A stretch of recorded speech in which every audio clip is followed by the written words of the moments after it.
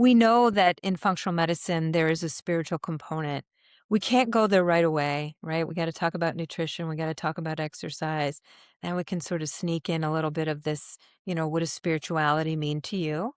And often I'll say, that can mean anything from I feel something greater than me out in the woods all the way to organized religion, whatever that means to you. But this spiritual thing is really, it's internal. It's how do I get to the core of who I am and how I came to this world, right? What are my gifts? What might I be ignoring that maybe is something that feeds my soul spiritually, right? And so oftentimes people will, talking about the decluttering thing again, people maybe let go of a job that really doesn't feel in alignment with them. Maybe they let go of people in their life that aren't in alignment. It's something that they realize after doing this, gosh, that doesn't really speak to the energy that I want in my life. And so from a spiritual perspective, that's what it is. You're going inside. You're looking at things, the mushrooms really open up things that maybe we have to pay attention to that we chose maybe not to. And, I don't define spirituality for anyone. I want them to sort of take that on for themselves. But when I think of it as a spiritual practice, it's really a quieting down of all the distractions in our lives and going where you need to go from that pure spiritual perspective. How does your work connect to physical, mental, and emotional clutter? Well, this is really the reason why I reached out to you, honestly.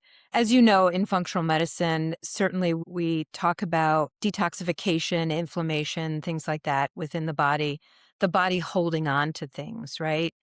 Emotionally, physically, our minds. And the work that I do in functional medicine certainly addresses those things. The added component that I've brought in over the last 4 to 5 years is the microdosing integration, which allows people to actually access a way of breaking down those barriers and patterns that we've lived with somewhat unconsciously all our lives, and allows us also to let go of those things. So from a physical perspective, but an emotional perspective. So that's how I would say it kind of connects with decluttering. So you mentioned microdosing. What does that mean? So microdosing certainly has a lot of different connotations, right? And people microdose lots of different things. They talk about GLP-1s now too. So for me, microdosing is microdosing psychedelics, which is, in particular for my work, is psilocybin. So magic mushrooms, some people know them as that. People can microdose lots of different things. But what microdosing really means is that it is a very, very small dose of psychedelics. So if we're talking about psilocybin, it can be anywhere from 25 milligrams up to about 200, 250 milligrams. And the language around it initially started out as subperceptual, but that really doesn't hit the mark, right? Because we are perceiving certain things. It's really sub-threshold. You're not at a place where you're actually experiencing hallucinations or any of the stuff that you would experience with a higher dose, but you're experiencing a gentle opening of patterns and ways of thinking, and the mushrooms kind of go where you need them to go. So microdosing is a gentle sort of path that you can kind of step your toe into the world of psychedelics for healing, for creativity, for many other reasons people go in there. But that's what microdosing really is. It's small amounts. You are an integration guide. And so what does that mean? Love that question because I think that the integration is actually the most important part. So oftentimes people have taken psychedelics, they've maybe done bigger doses, they've had this transcendent experience over an evening or a weekend, and then there's nothing, right? Maybe they experienced some things, they had this amazing mystical experience, but really the important part of it is how do you integrate that into your life, the learning that you've had. And in microdosing, it's a subtle learning and it's sort of opening up certain things for people and helping them see creating awareness, paying attention to their intuition. So the integration part of it is really sort of teasing that out a little bit.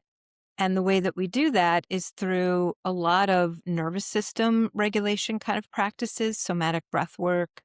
We do that with journaling, creative work. Sometimes people do art projects. Maybe they get back to something that they enjoyed when they were a kid, coloring, something that just sort of gets you to focus and allows you to slow down the chaos of life and maybe allow what the mushrooms are showing you to come up. And then you pay attention to that and we learn to integrate it into our days, right? How are you going to come to this differently? How will you come to your life in a different way? Okay, and you just said they connect you to a place inside, and maybe it's a place that you right, where that connection has been buried or you've been distracted, and so it kind of brings you sounds like it brings you back home to yourself. Wow, absolutely. Beautifully said, Heather. It does. It brings us back.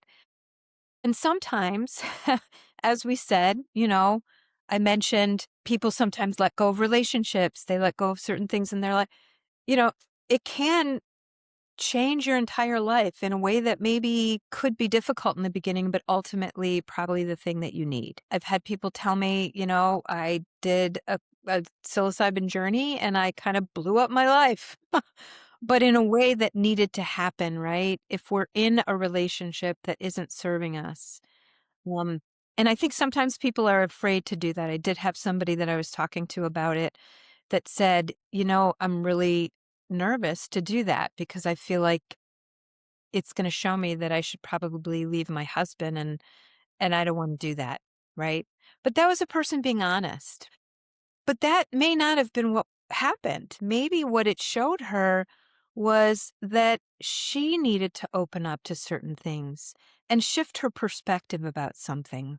And maybe it isn't that that person is the wrong person for you, but your relationship grows in a different way. And then you have to just expand yourself.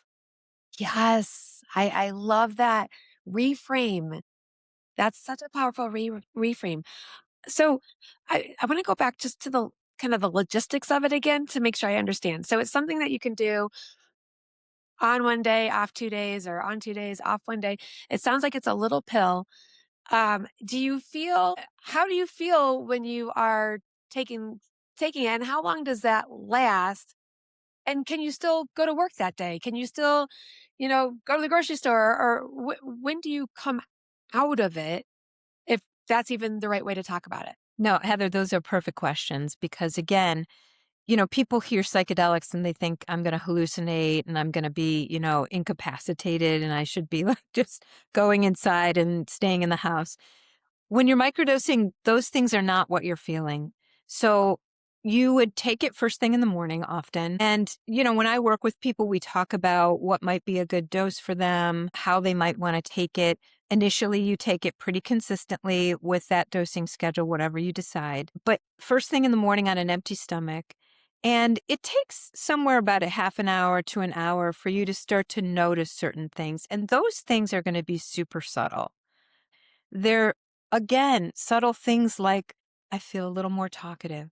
I feel a little more connected to nature. Maybe I want to be outside a little bit more. Lots of people like to get in their garden and do more gardening.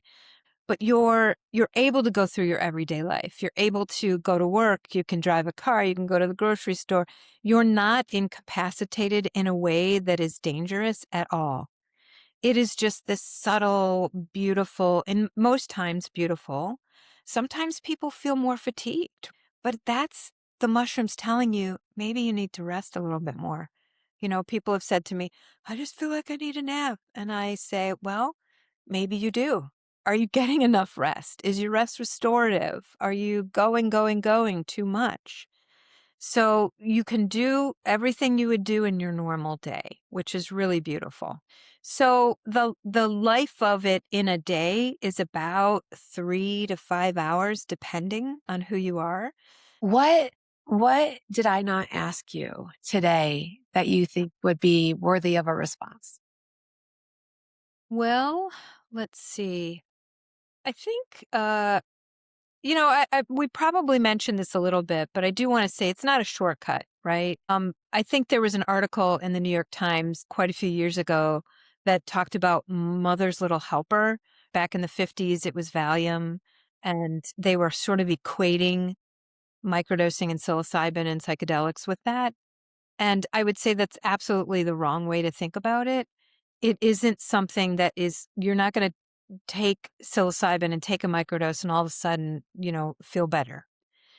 It can help you access those things, but the work is still what you need to do.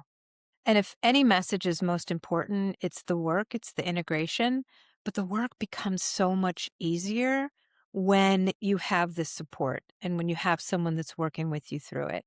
So it's not a way of covering up or it's different than drinking wine at night. It's different than taking a Valium or whatever people might be taking to mask what they're feeling.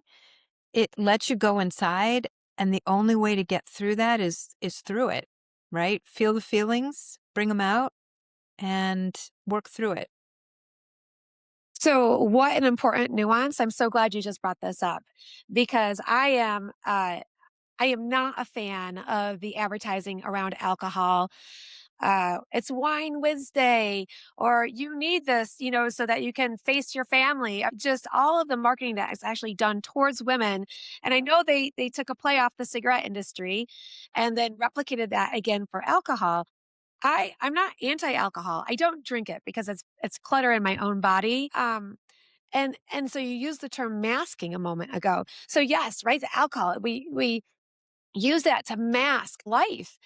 And so this is the opposite. Instead of it masking things, that actually it's something that guides you to go in a safe way so that you can live in a less distracted way. Frankly, Karen, I think that these are tools that help you when embraced and integrated, help you live a life with fewer regrets. Yeah. Oh, absolutely. Absolutely. And I think making the choice to do this can be a gentle choice. I tend to attract the people that are similar to me, that want to do this in a way that really is a gentle path toward kind of exposing some things that maybe I haven't been paid attention to. I think Carl Jung said, unless we make the unconscious conscious, we will continue to think that it is our fate and that we don't have direction over it. But once those things are opened up or exposed, and we know that these are the things that are like leading our life, we can go, well, maybe I don't really want my life to be led that way. I'd like to go this direction instead. And it becomes clear that you can. And so, yes, living a life without regrets because you're actually living in alignment with who you are.